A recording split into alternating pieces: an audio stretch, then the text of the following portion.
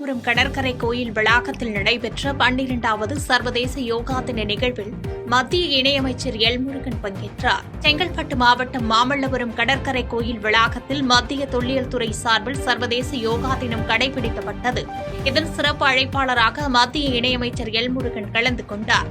கடற்படை வீரர்கள், தொல்லியல் துறையினர் மற்றும் கல்பாக்கம் அணுமின் நிலைய ஊழியர்கள் என 500க்கும் மேற்பட்டோர் இதில் கலந்து கொண்டு யோகாசனம் செய்தனர். பின்னர் செய்தியாளர்களிடம் பேசிய மத்திய இணையமைச்சர் எல்முருகன், பிரதமர் நரேந்திர மோடியின் முயற்சியால் நம் நாட்டின் யோகா கலை உலகளவில் கொண்டு செல்லப்பட்டு தற்போது 177 நாடுகளின் ஆதரவோடு சர்வதேச யோகா தினமாக அங்கீகரிக்கப்பட்டுள்ளது என பெருமிதம் கொண்டார். மேலும் ஹெல்தி ஏஜிங் என்ற தலைப்பில் இந்த ஆண்டு யோகா தினம் கடைபிடிக்கப்படும் வேளையில் சர்க்கரை நோய், ரத்த அழுத்தம் போன்ற பாதிப்புகளிலிருந்து காத்துக்கொள்ள அனைவரும் தினமும் யோகா செய்ய வேண்டும் என கேட்டுக் கொண்டார்.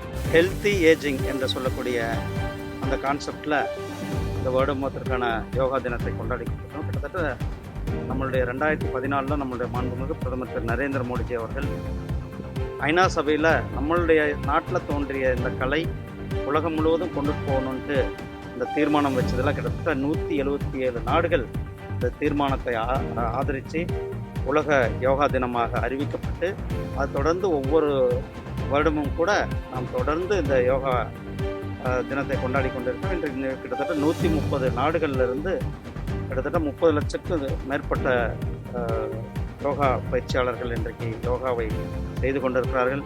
இந்த ஆரோக்கியமான வாழ்வு, இந்த லைஃப் ஸ்டைல் டிசீஸ் என்று சொல்லக்கூடிய சர்க்கரை வியாதி, பிபி, ரத்த அழுத்தம், இதற்கெல்லாம் கூட நாம் தினந்தோறும் தொடர்ந்து யோகா செய்ய வேண்டும் என்பது யோகா கலைஞர்களுடைய வார்த்தையாக இருக்கிறது. காரைக்காலில் நடைபெற்ற யோகா தின விழாவில் பங்கேற்ற புதுச்சேரி அமைச்சர் ராஜசேகரன், பள்ளிகளில் யோகாவிற்கு தனி வகுப்பு நடத்தப்படும் என அறிவித்துள்ளார். புதுச்சேரி மாநிலம் காரைக்கால் உள் விளையாட்டு அரங்கில் மாவட்ட நிர்வாகம், சுற்றுலாத்துறை மற்றும் கல்வித்துறை இணைந்து நடத்திய சர்வதேச யோகா தின பயிற்சியை புதுச்சேரி அமைச்சர் GNS ராஜசேகரன் குத்துவிளக்கேற்றி தொடங்கி வைத்தார். மாவட்ட ஆட்சித்தலைவர் இஷிதா ராட்டி உட்பட பல அரசு அதிகாரிகளும் 500க்கும் மேற்பட்ட மாணவ மாணவிகளும் இதில் கலந்து கொண்டு பாதஹஸ்தாசனம், வஜ்ராசனம் போன்ற ஆசனங்களையும் பிராணாயாம பயிற்சிகளையும் மேற்கொண்டனர். இந்நிகழ்ச்சியில் பேசிய அமைச்சர், உடலையும் மனதையும் ஒன்றிணைக்கும் யோகா பயிற்சிக்கு பள்ளிகளில் உடற்பயிற்சி வகுப்பு இருப்பதை போன்று விரைவில் தனி வகுப்பு நடத்த ஏற்பாடு செய்யப்படும் என தெரிவித்தார். நிகழ்வின் நிறைவாக போதை ஒழிப்பு விழிப்புணர்வு உறுதிமொழியும் ஏற்கப்பட்டது. மேகதாது அணை திட்டம் தேவையில்லை என்பதை பாஜகவின் நிலைப்பாடு என பாஜக மாநில தலைவர் நயினார் நாகேந்திரன் கூறியுள்ளார். நெல்லையில் பாரதி சேவா கேந்திரம் சார்பில் நடைபெற்ற யோகா தின நிகழ்ச்சியில் தமிழக பாஜக தலைவர் நயினார் நாகேந்திரன் கலந்து கொண்டார். அதன் பின்னர் செய்தியாளர்களிடம் பேசிய அவர், தமிழகத்தில் சட்டம் ஒழுங்கு சீர்கெட்டுள்ளதாகவும் கஞ்சா புழக்கம் மற்றும் ஊழல் அதிகரித்துள்ளதாகவும் தாவேக அரசை கடுமையாக விமர்சித்தார். மேலும் மேகதாது அணை திட்டம் தேவையில்லை என்பதை பாஜகவின் தெளிவான நிலைப்பாடு என்றும், காவிரி விவகாரத்தை போன்று மேகதாது விவகாரத்திலும் மத்திய அரசு தமிழகத்திற்கு சாதகமான நல்ல முடிவை வழங்கும் என கூறினார். நிச்சயமா மேகதாது பிரச்சனையில அணை கட்ட விட்டாங்க. தமிழக பாரதிய ஜனதா கட்சி உறுதியாக இருக்கு. வண்ணத்து பூச்சி பிஜேபி கையில தானே மேகதாது அணைக்கு வண்ணத்து பூச்சி, அழகான வண்ணத்து பூச்சி பிஜேபி கையில. எப்படி காவிரிக்கு ஒரு தீர்ப்பாயம் மத்திய அரசு எப்படி தமிழகத்துக்கு நன்மை கொடுத்ததோ அதே போல மேகதாது பிரச்சனையிலும் நிச்சயமாக நன்மையை கொடுத்தது. ராமேஸ்வரம் ராமநாத சுவாமி கோயிலில் சாமி தரிசனம் செய்து அங்கு நடைபெற்று வரும் பணிகளை குறு, சிறு மற்றும் நடுத்தர தொழில் நிறுவனங்கள் துறை அமைச்சர் மதன்ராஜ் ஆய்வு மேற்கொண்டார். ராமநாதபுரம் மாவட்டம் ராமேஸ்வரம் அருள்மிகு ராமநாத சுவாமி திருக்கோயிலுக்கு வருகை தந்த அமைச்சர் மதன்ராஜா சாமி தரிசனம் செய்தார்.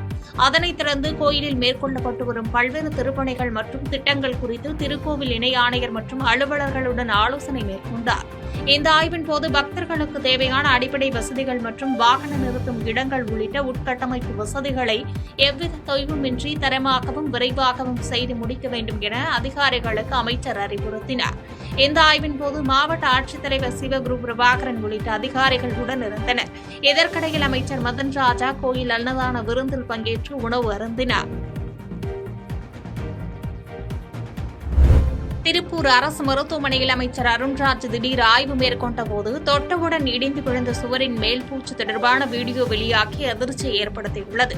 திருப்பூர் அரசு மருத்துவக் கல்லூரி மருத்துவமனையில் மருத்துவ மற்றும் மக்கள் நல்வாழ்வுத்துறை அமைச்சர் அருண்ராஜ் திடீர் ஆய்வு மேற்கொண்டார். அங்கு வரும் பொதுமக்களிடம் குறைகளை கேட்டறிந்த அவர் நமக்கு நாம திட்டத்தின் கீழ் புதிதாக கட்டப்பட்டு வரும் புற்றுநோய் சிகிச்சை மையத்தின் கட்டுமான பணிகளை மாவட்ட ஆட்சியருடன் இணைந்து நேரில் பார்வையிட்டார். அப்போது அங்குள்ள ஒரு சுவரை அமைச்சர் தொட்டவுடன் அதன் மேல் பூச்சு பெயர்ந்து கீழே விழுந்தது. இதனால் அதிர்ச்சியடைந்த அமைச்சர் உடனடியாக இதுகுறித்து துறை சார்ந்த அதிகாரிகளிடம் விளக்கம் கேட்டார். இந்த சம்பவம் தொடர்பான காணொலி தற்போது சமூக வலைதளங்களில் வேகமாக பரவி பெரும் பரபரப்பை ஏற்படுத்தி வருகிறது.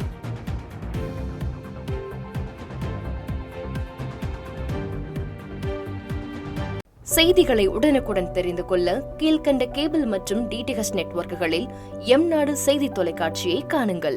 பாதகம் செய்பவரை கண்டால் நாம் பயம் கொள்ளலாகாது பாப்பா.